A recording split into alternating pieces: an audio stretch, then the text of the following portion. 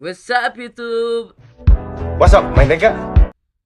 እንደምን አላችሁ ይላል። ዛሬ እኔ ቢጄሎ መጥቻለሁ። ተከስተናል። ማንን ይዘናል? የዚህን ሰው ሚስጥር ጽድት አድርገን 5 ሚስጥሮቹን ይዘን መተናል።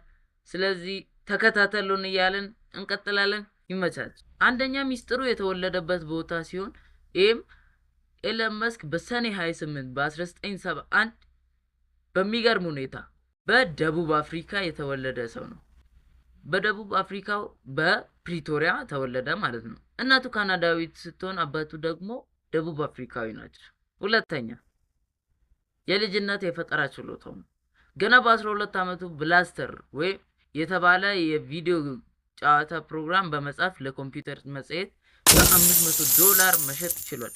ይህንን ኮድ የሸጠው $500 ሲሆን ይህም በጣም ተስጦ እንዳለውና ማንኛውም ስራ የት መድረስ እንዳለበት የሚያውቅ ሰው መሆኑን ያሳየናል። ሶስተኛ የመጀመሪያ ንግዶቹ በ1995 ከወንድሙ ጋር በመሆን ዚፕ2 የተባለ ኩባንያ አቋቋመ። በኋላም በ1999 ኤክስ.ኮምን ወይም የአሁኑን ጊዜ ፔይፓል ማለት ይሄኛውን ማለት ነው። እዚህ ጋር በፊት ይሄንን ይመስላል፣ አሁን ደግሞ ይሄንን እሱን አቋቋመ። አራተኛው ምን አይነት እንደሆነ እናያለን። ስፔስ ኤክስ ሲሆን በ2002 የጠፈር ጉዞ ወጪን ለመቀነስ እና አንድ ቀን ሰዎችን ወደ ማርስ ለመላክ በማሰብ ስፔስ ኤክስ ተመሰረተ። በማን ነው የተመሰረተው? በዚህ ሰውዬ ማለት ነው። አምስተኛ በጣም ሁላችንም የምንወደው ቴስላ መኪና። ምንም እንኳን የቴስላ መስራች ባይሆንም በ2004 ዋና ባለሀብት በመሆን የተቀላቀለ ሲሆን በኋላም የኩባንያው ዋና ስራ አስፈጻሚ እቺን ስም መጥራት በጣም ይከብደኛል። ምክንያቱም ቃላቱ መጥራት ከብዶኝ ሳይሆን አላደር ክብሩ አለኝ የኔ ቦታ ስለምትሆን ወደፊት በጣም በትላልቅ ድርጅቶች ላይ እቺ ቦታ ስለምትኖረኝ ማለት ነው። እቺን ስም አይታችኋታል እጄ ላይ። እሱን በመያዝ ያው እሱን በመሆን የኤሌክትሪክ መኪና ኢንዱስትሪውን አብዮት እንዲቀየር አድርጓል። እሺ ስድስተኛው የሀብት መጠኑ ነው።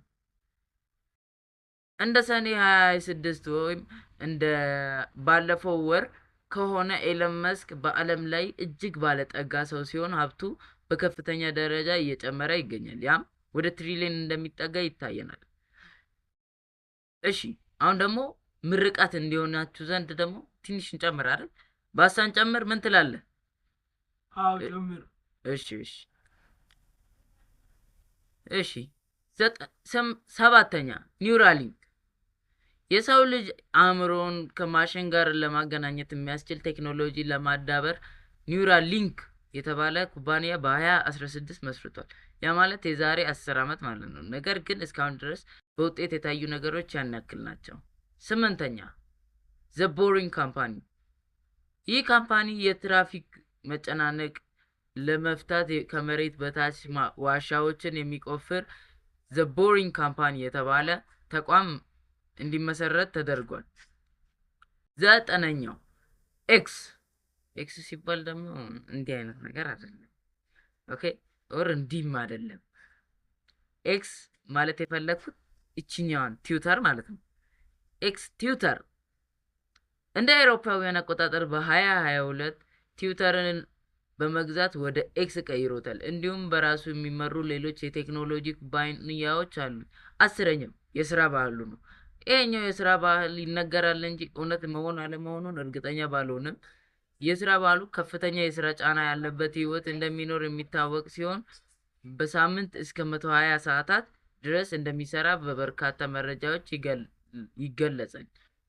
ያ ማለት በቀን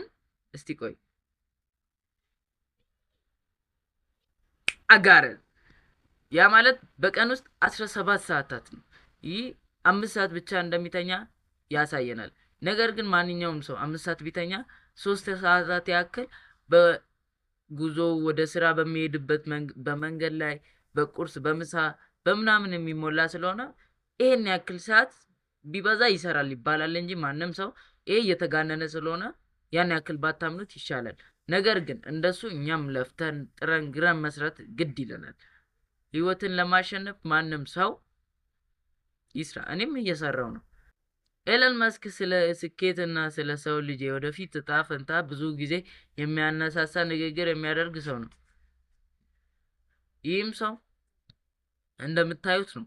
በቃ ሁሉንም ነገር በትጋት እንድናደርግ ከሱ ምሳሌ መውሰድ አለብን። ፋሚሊያን ዛሬ ከሱ ቪዲዮ የምንማረው ከሱ ታሪክ የምንማረው ነገር ቢኖር ማንኛውም ሰው ከትንሹ ተነስቶ ብቃትን አንተ ካልናከው ማንም አይንቀውም።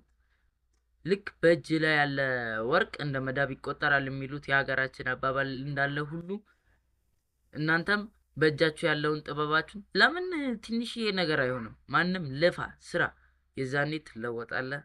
ይመቻችሁ። ኢትዮጵያ ለዘላለም ትኑር። ላይኩ እንዳትረሱ፣ ሀሳብ አስተያየት በኮመንት አስቀምጡ። ቢጄሊ ወዳችኋል ቻው፣ ቢጄሊ ወዳችኋል ቻው።